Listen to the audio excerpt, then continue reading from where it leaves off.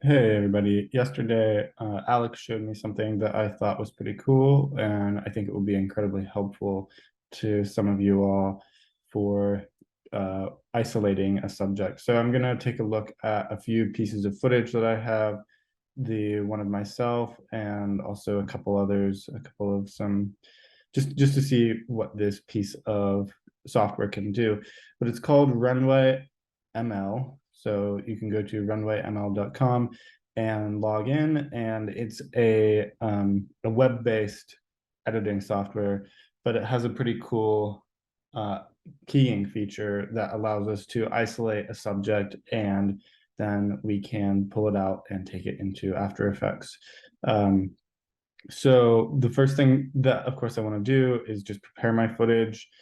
Because these are screen recordings, I they're recording at 60 frames per second, which I don't really want to do that. So I'm going to go ahead and just do my normal process of going into my composition settings, and 30 frames a second will be good.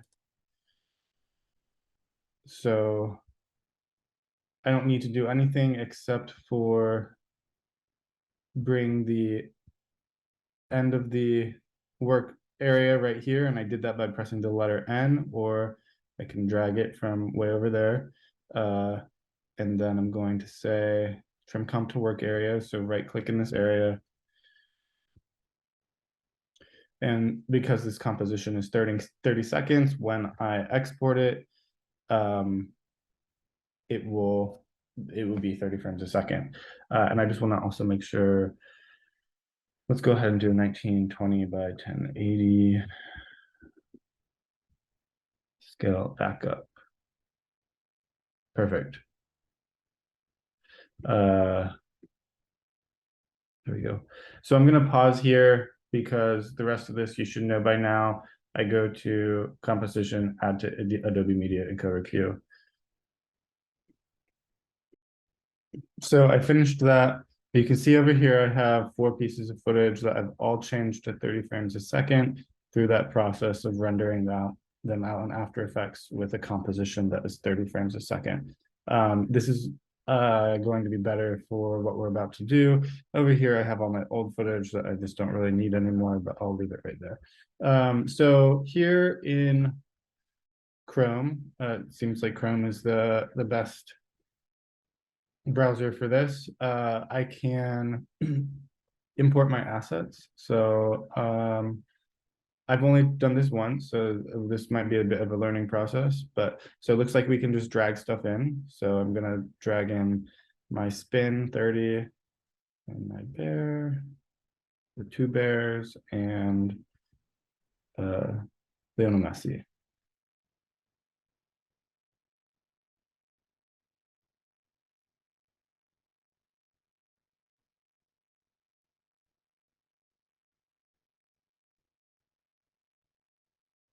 All right, so we're done there.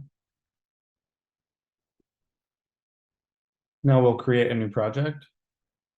We'll say video composition. So we create a video composition, and then here's the pieces of footage that I have. And uh, I'm unsure if there's a way to like change the frame rate down here in this composition panel, but that's not something we really need to worry about. So let's just start with me because I think this will be the easiest.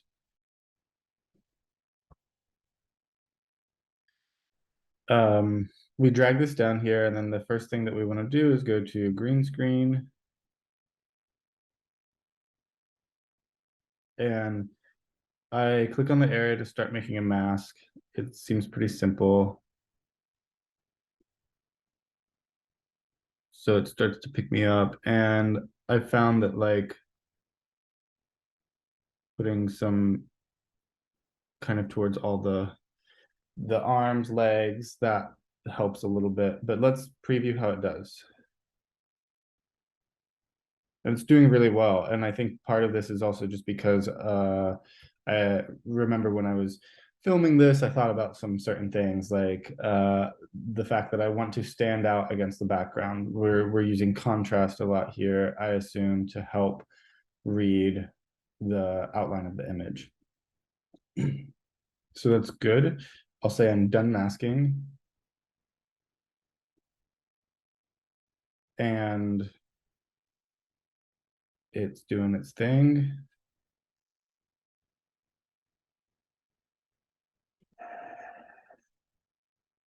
There we go. So now what I can do is export. And it seems with the free version, the best you can do is export to 720. So I'm just going to call this spin 720 or maybe matte, just spin matte. That will be fine. Video. And then I get to this piece of footage by going to the assets page, which I think is back over here. And it's loading. So I can toggle here. I was having a hard time finding my spin mat. So I think if you go back to projects, that takes me here. And then I went to assets and I found my spin mat. And now I can download this. So we'll download.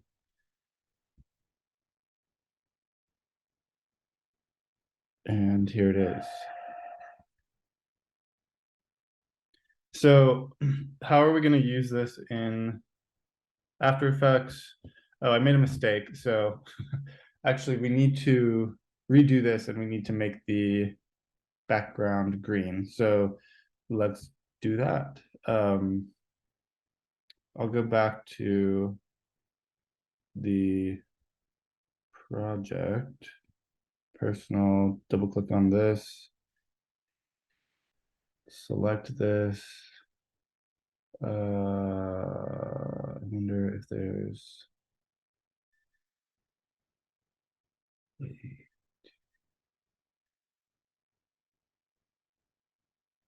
right, we're back in here. Done masking. Export. I'm gonna pause. Come on, pause.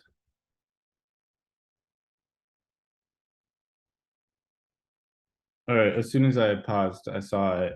So I think it's just like if you're down in the timeline, you have scene, and then you can change background, and we're just going to put this on the green right here because this will be really easy to key out. So now I'm going to export this again. Spin matte green. It goes back to my folder that I was in before. So I'll go back to projects, assets. You can see that it's starting to export. So here I am, I'm gonna download this.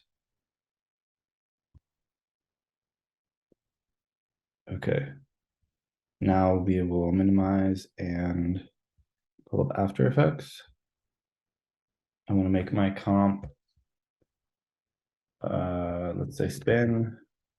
It's 1080 by 1920. And let's re-import that file because I apparently deleted it. So spin 30 is what we're using. Fits right in.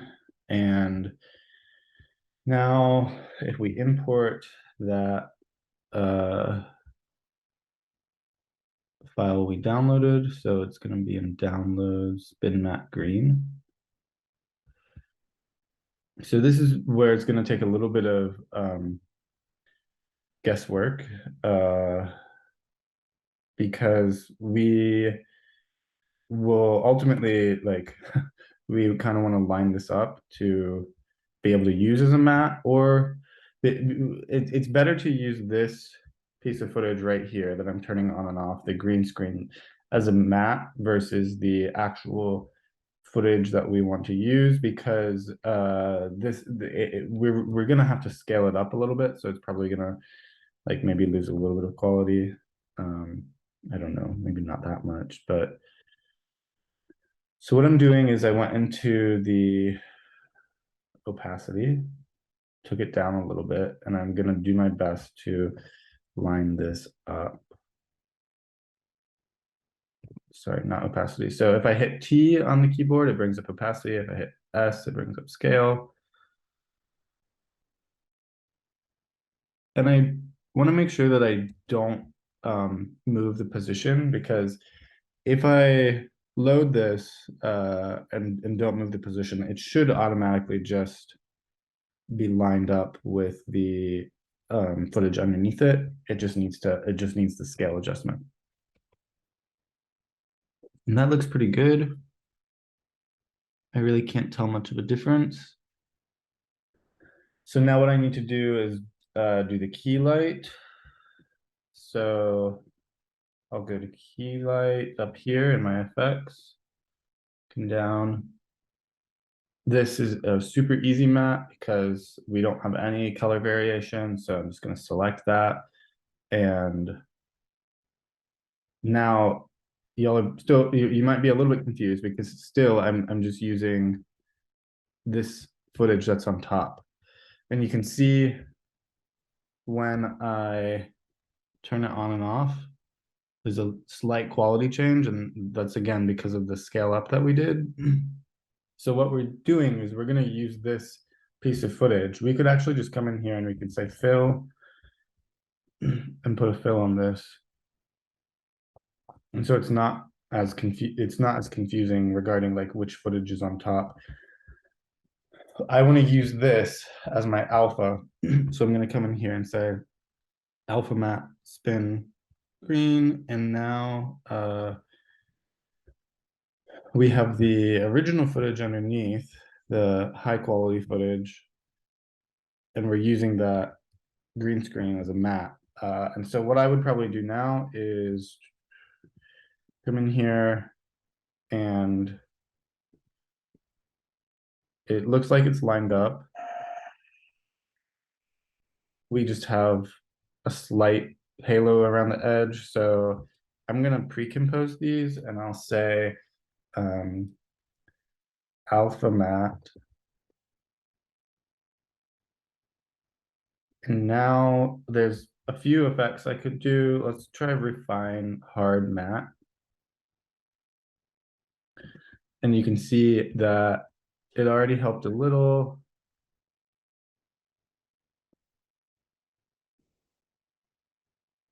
We could bump it up a bit more. And it takes some of that down.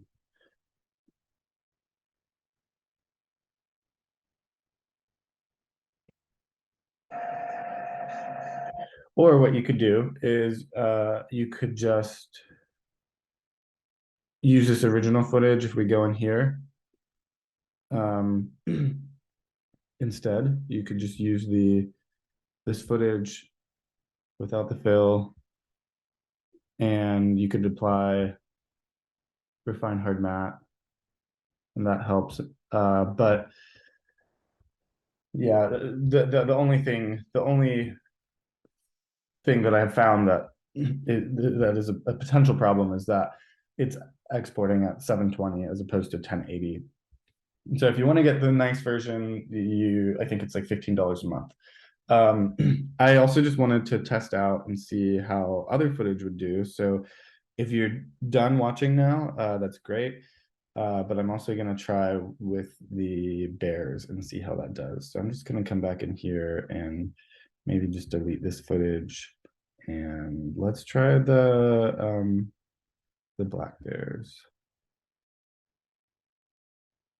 I'm just curious if it does okay reading animals, if it like what does it require basically, this footage. So let's go into green screen.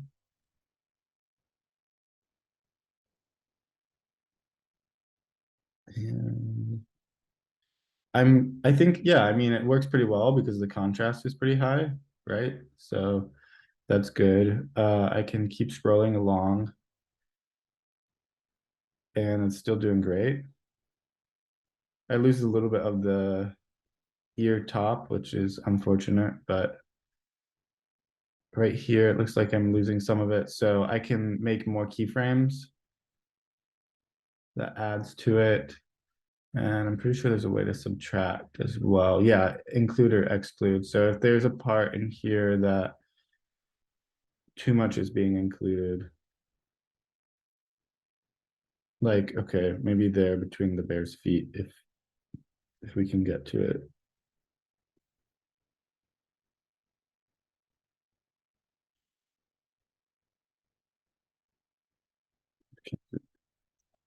Zoom in. I just pinched on my trackpad, or did not pinch. Yeah, so I mean, I think that that will be tough because that's just so specific in detail.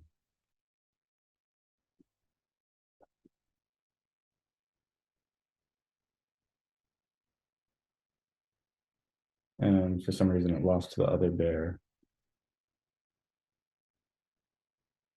But it looks pretty cool. Looks like it can track more than just people. Looks like I'd want to spend a bit more time with it, maybe.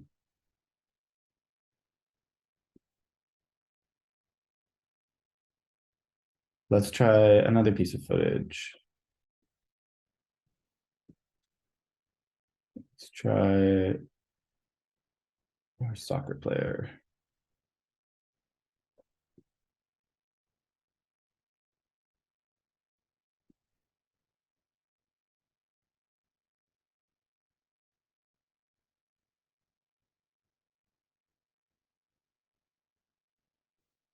And I also don't know how screen recording really affects it. This might be like screen recordings are never like quite as high fidelity as an actual video source, like from our camera. So it probably typically works better with an actual piece of footage from a piece of camera, for a piece of footage from a camera. But it looks like it's tracking some. So we'll just say done masking. And let's see how it turned out.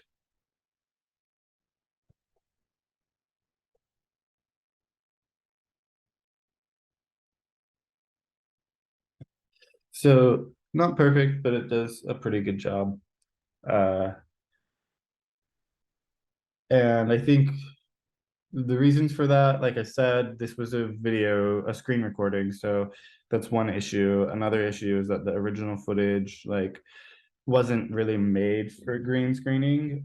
So of course it's going to be a problem. That original piece of footage that I had with the spin, I was really thinking about like, well, how do I separate myself from the background? And so of course that piece was incredibly easy. But I hope that you might be able to use this in your work if you are trying to isolate yourself as a subject instead of having to go through the process of uh, the Photoshop system that I showed you at first. So thanks all.